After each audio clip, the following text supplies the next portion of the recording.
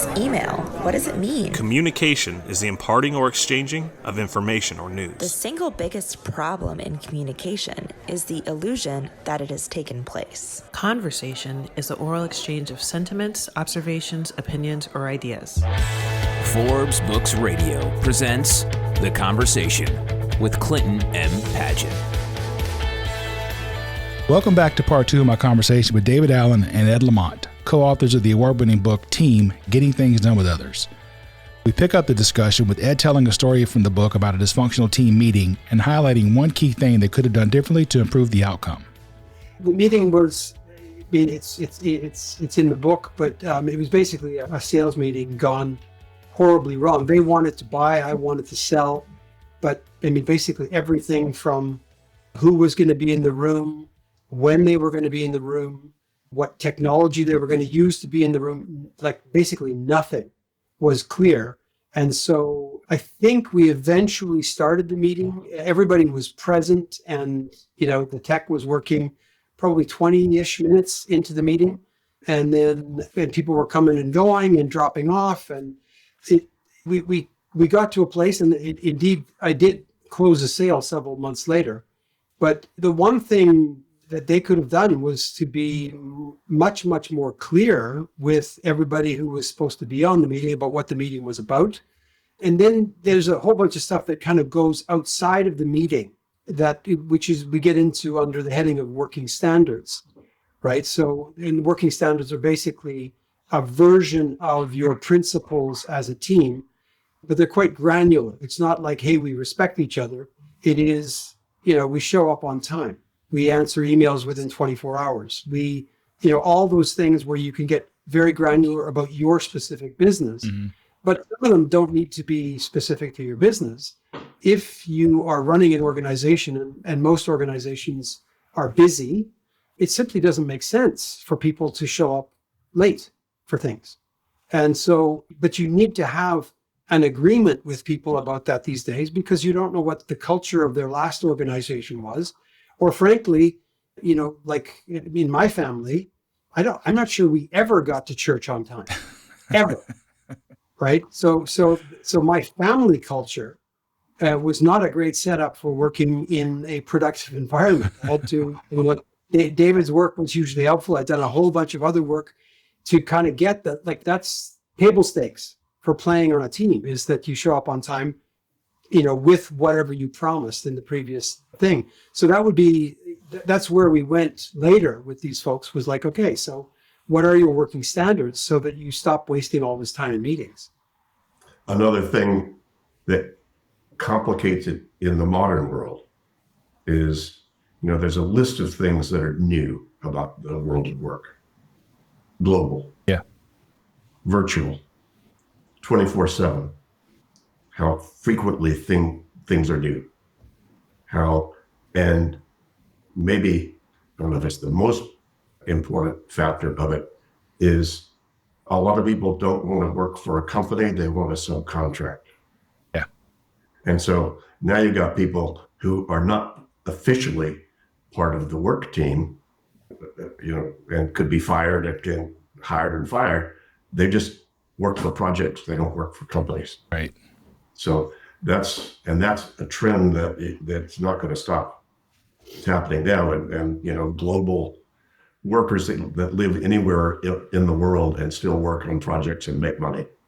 Yeah. Sort of, those folks, and that's a huge segment of the population that are going to do that.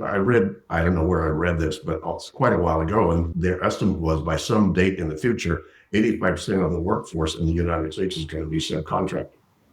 Oh. And then think about that in terms of the standards. Now you're hiring somebody, except you're not hiring them, you're just employing them as a contractor on a project. And what standards do they hold? So now you have people from different cultures. You got somebody in Hong Kong, somebody in Rio de Janeiro, somebody in California, that have just now come together and have to try to work together, and 24/7 in a virtual world. Yeah. So that has overcomplicated things, and that's why there's such a high burnout rate now. And burnout doesn't mean people are exploding into flames. Right. Burnout is really more, it's this subtle stress that people are allowing themselves to tolerate more and more and more. And finally they just go, I can't do this anymore. Yeah, and they get less and less productive because they're more and more overwhelmed. So 100%. You know, you guys both work globally, and I found, as I do too, and it's funny the different cultures, how they can impact what you're working on. Like some places I go, this is going to sound stereotypical, but it's just been my finding, but I might go to Brazil where I've done a bunch of projects, and the attitude is, yeah, we're going to get to it. You know, we're going to get to it. We'll figure that out in the meeting. And then I go to Japan, which is one of the countries that I love. And if they don't have homework before the meeting, they're upset because they want to make sure they're prepared when the meeting starts. You know, and then you have all the language, the language barriers, even when they speak English, because most of my clients are U.S. based, they have international interest. And I remember vividly being in a meeting in Japan and having a conversation with somebody, and they're quite engaged in me, and they're nodding their head and they're going, hi, hi, hi, which I take to mean they're agreeing with me. And then a colleague pulls me aside later and says, no. Hi just means I understand you're speaking words and I understand those words. I'm not saying that I agree with you. And then the other one is I'm told, I don't know if it's true, but I'm told that in Japanese, there's no word for no. And so rather than tell you no, they will say something like, that will be difficult, which means it's never going to happen. They usually shake their heads and turn like, oh. And then well, it's not quite finished yet. Yeah, it's probably not going to work. You have another term, and it's called team mind sweep. And you say it's kind of a critical step for capturing collective attention. Can you explain what that is? Yeah, I mean, it basically, when we work with teams, one of the first things we do, this, comes out of David's work, is to have them do so in individual GTD, there's a mind sweep for individuals. That's basically whatever's on your mind. When you bring a team together, they have whatever's on their minds about their lives, but they also have what's on their mind about the team. And usually that's stuff that's probably, if it's on their mind, it's because it's not on cruise control for the team. So just having them externalize all the things that they currently think are not quite the way they want them to be. We don't say that, but that's usually what the list consists of, because they're not really thinking about things that are working well, right? They're thinking about things where they need to, maybe tighten this up a little bit, or customer X needs, or customer Y, we've got to shut that down because they're a late payer, whatever. Those are all things that are on the team's mind. If we can get that out and just park it, actually, as we start working with them, then they're able to be more present, because we've given them assurances we will come back to all this stuff and work out what it means for you, and work out, what needs to happen in order for it to no longer be a problem for you. Right. You also in the book differentiate between small P individual projects and capital P team projects. So maybe talk a little about what the difference between those are and what are the implications. The capital P are usually what is the team decided is a project that the team is accountable to produce some sort of result. You are only a team because it's back to purpose. You're a team when the team needed to come together in order to make something happen. But that something doesn't always just show up. Right. You got to do some stuff. You have objectives and goals and things that need to get accomplished in order to make the vision happen. So that's why we go through the horizons, and we've identified 6.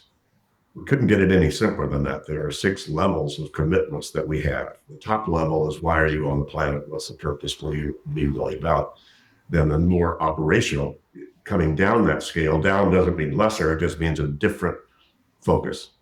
And then you have the vision about, if we were fulfilling the purpose highly successfully, what would be true? What would wild success for this team look, sound, and feel like? That just makes this more operational, because you and I Clint, could have very similar purpose, but the way you're going to fulfill that and the way I'm going to fulfill that could be totally different. Right. So then, but once you have the vision, then you say, okay, well, what do we need to accomplish to make the vision happen? So this is where it comes down to the horizon of 1 to 2 years from now, what needs to be true in order to make the vision happen. And that it typically, for a lot of companies, and you probably know that too, Clint, is that, annual planning or annual budgeting, usually that's the level that this, what we call Horizon 3, starts to show up. But then you need to come down to Horizon 2, which is often missing in a team, which is clarity of role. In order to make that thing happen, the old adage is whenever two or more are responsible, nobody is. Exactly. And that's where a lot of stuff sort of falls through the crack. I thought you were going to know you. So clarity of role is a big improvement opportunity for most teams that we work with and have seen. And because the world keeps changing so quickly, those roles oftentimes need to change very quickly. I ask people, how many of you are only doing what you were hired to do? Nobody raises their hand. Right. Yeah. So keeping flexible about that. And then you still don't have anything to do till you get down to the next level, which is, okay, what are the things you need to finish over the next few weeks or months? That's projects. Whether you call it capital P or small p, there's still things that need to occur. Small p would be an individual has that kind of maybe project to do. But the big P would be, look, the team has to make sure that budgets are clear, that we've got a great hiring process in place, et cetera. And those would be could be some of the bigger projects. And you get very small projects. We just need to make sure we get new equipment set up in the training room, or we need to make sure that everybody's up to speed on Asylum or the new tech, that we've applied. And then you come down to, okay, how do you make any of that happen? And that's the action level.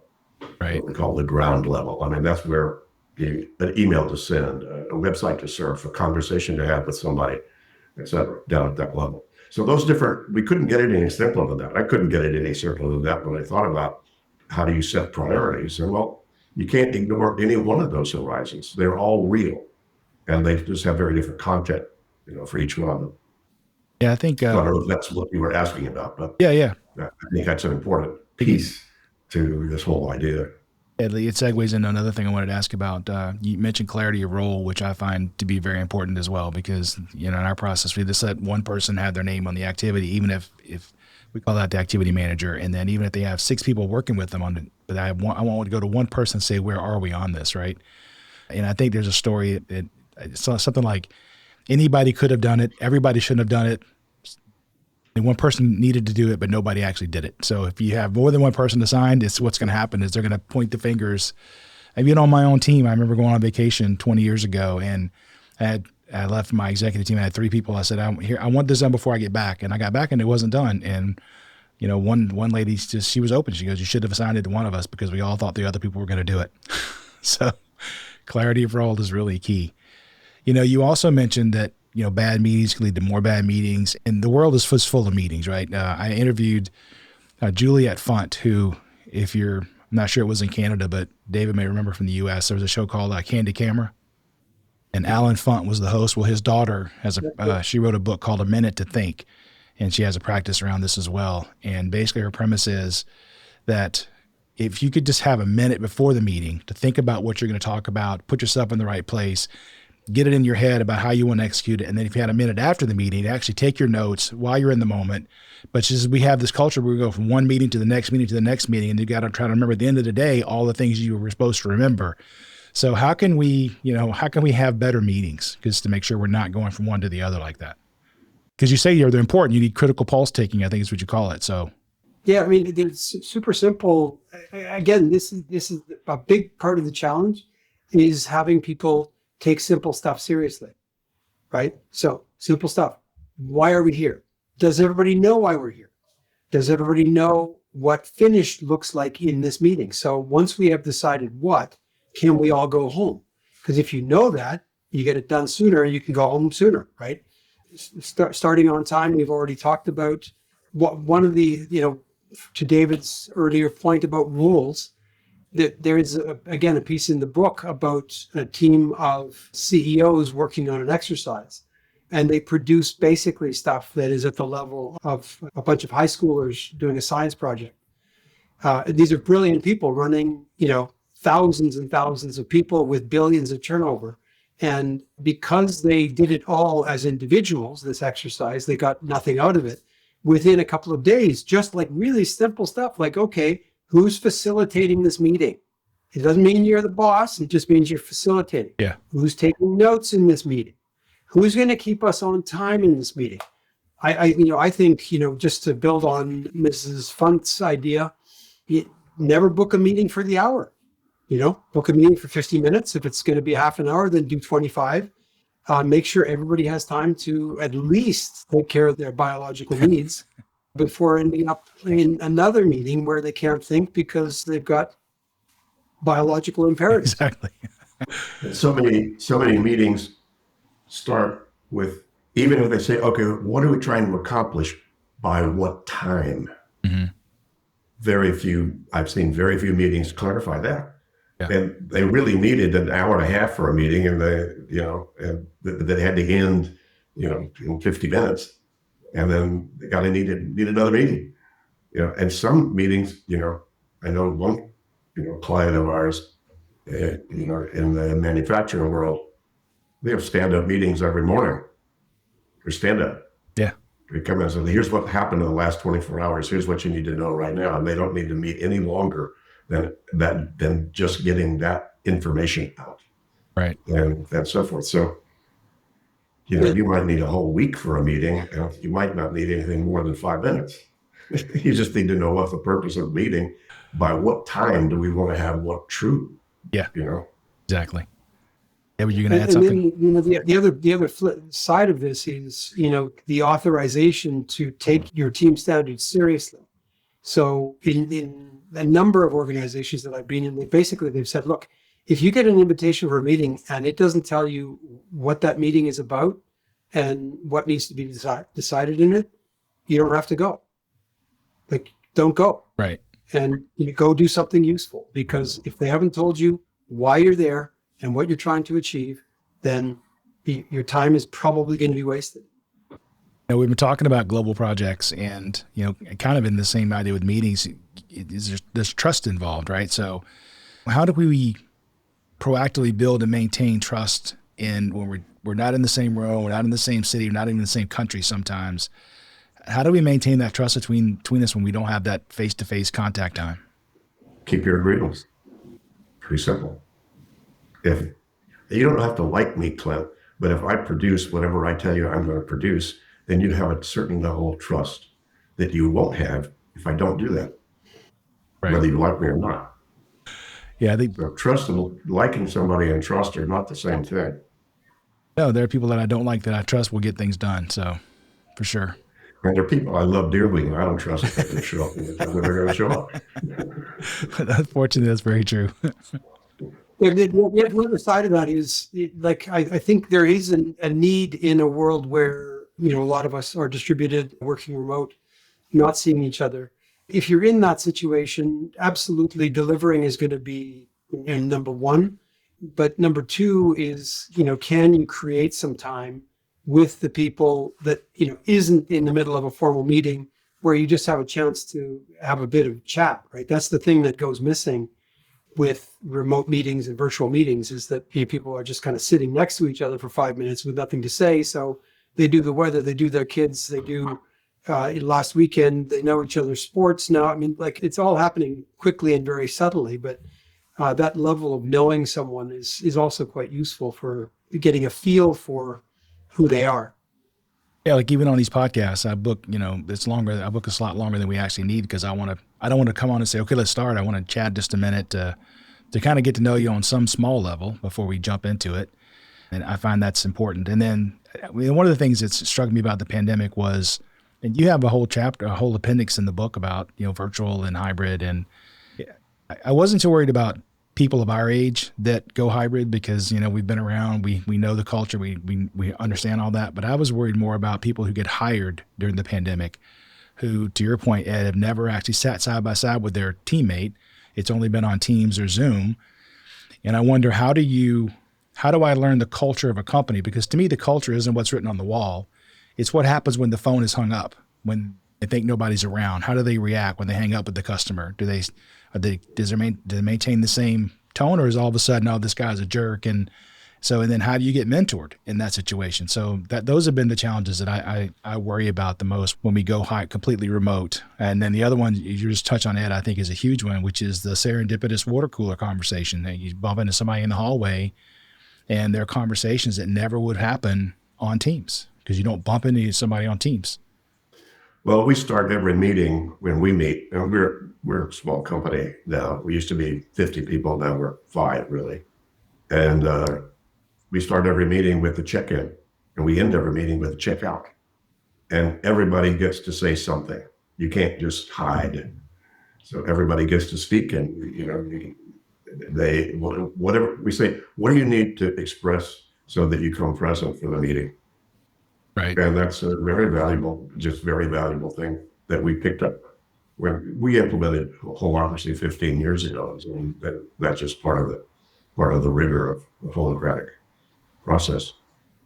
Yeah, I think one of the things I like to tell people to do is I see this as a personal frustration as we have these hybrid meetings, and there's the people in the room, people on the call, and then the people in the room dominate the conversation. And right as the meeting's wrapping, oh, Ed, you're on the phone. So Ed, what do you want to add? Ed's like, well, you took all the good ideas because you got to me last.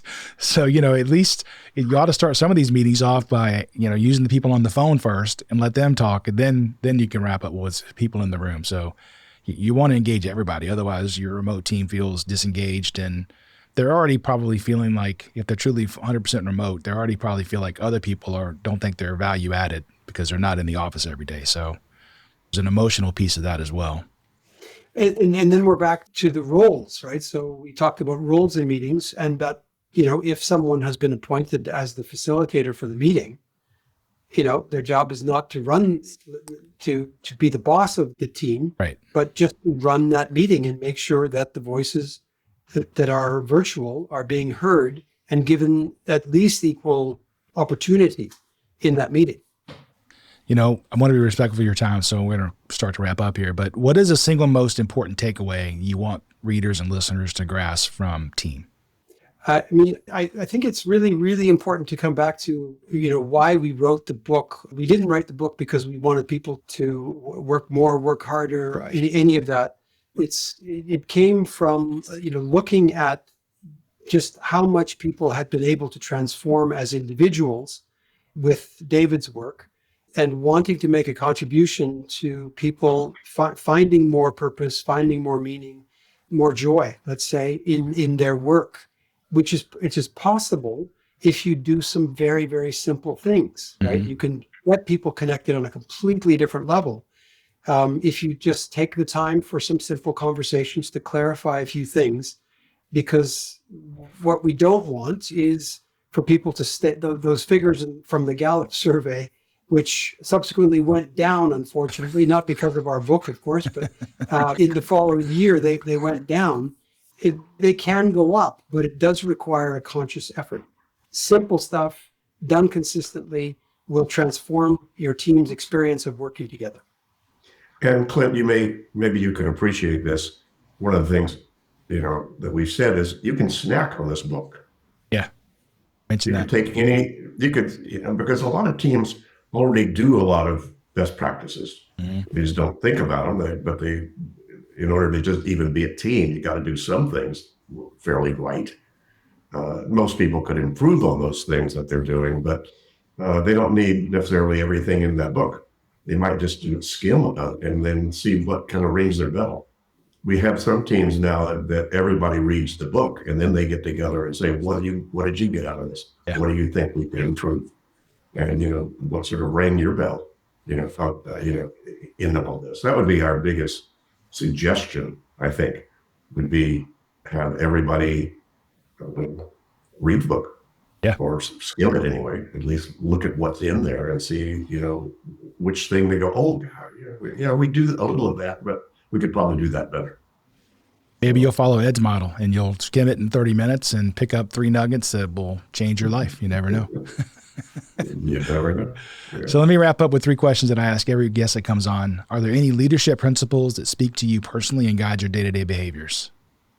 For me, the key is, as we say in America, I eat my own dog food. That is, I implement this stuff so that I got a clear head. A clear head's what I need more than anything else to make sure I'm making good decisions, to making sure I'm being as intelligent as I can be, that I'm not distracted, and that I can, fully focus on whatever it is I want to fully focus on. whether that's my dogs or whether that's my wife or what we're cooking or, the major issue we're trying to deal with and grapple with as a team. Now, for me, it would be, what popped into my head was love and service. So, unfortunately, in English, we only have one word for love. The Greeks have 6. And that sometimes I think is more helpful. But it's basically, being a presence in the world that is able to be of service. That would be my number one. All right. What's the best piece of advice you ever been given? Ooh. Best piece of advice I was given was the advice to not withdraw, but stay engaged. That is to make sure, and because I call myself a closet introvert, a lot of what I do out there looks like I'm kind of extroverted because I do a lot of presentation, a lot of speaking and things like that. But the truth is, on the break, people think I don't like them. Basically, I'm just trying to regroup myself. And so it'd be very easy for me to just, go to the rice bowl and go to the cave and be there without dealing with people. But the best piece of advice I got was, David, don't do that. You need to stay engaged, whether that's with a project, with a person, whatever it is. And so I kind of have to work at it. It doesn't come naturally to go to a party or to have, spend time with 3 people that are inviting me to go to a movie together, stuff like that. Yeah. It doesn't. I kind of have to get it up to do that, but it's served me well. So that's what pops to my mind when you ask that question. Ed? Yeah, for me, it would be, it's not about you. So Are you sure? Yeah. So we certainly as a young man, I was the star of my own movie, and there was that kind of persistent focus on self and what was happening to me and how is this going to have implications for me. It kind of just tied me up in knots. And someone said, look, it's not really about you. Like you've been given certain gifts and talents, and get out there and get going, and you'll see where that takes you. If you spend too much time, worrying about how other people see you dancing, then you don't get to dance. So go dance. Right. To mix metaphors wildly. It was very helpful to me. All right, last one. What is the best book or article you've read recently, and what was the key takeaway? Mine is a book just got published in English by a Dutchman whom I at least know virtually now, a guy named Rupert Reiklen. And it's called Moral Ambition. And his whole thesis is really about, you've got very smart people out there that are wasting their smarts because they're not focused on something that's truly ambitious and world changing, world improving. It doesn't have to be a really big thing, but most of the really good things that have happened on the planet that made progress were because of usually a group of people who started to focus their energies not so much in making money, but in doing good work in the world. And that's what I got. When I read the book, I went, oh God, maybe I think I've been pretty ambitious all my life anyway with stuff that can improve people's lives. But then I thought, I turned 80 at the end of December. And so I said, I'm not done yet. And there's probably some better things I could be doing or thinking about anyway, or focusing on that maybe more, life improving or improving situations or circumstances. Yeah, for me, it was a book called Legacy by, I think his name is Dieter Helm. He's a professor at Oxford or Cambridge, I can't remember which. And he wrote a book about passing on the infrastructure of our world, not just the built infrastructure, but the environmental infrastructure and the cultural infrastructure, the idea infrastructure, passing all of that on to the next generation in at least as good a shape as we got it. And it's really, I wouldn't say it's a happy book, because it just looks at, that we could think about the 7th generation, but most of us can't actually conceive of that. We can conceive of our own children. Mm-hmm. And we should at least have the desire to pass them on things as good as we got them.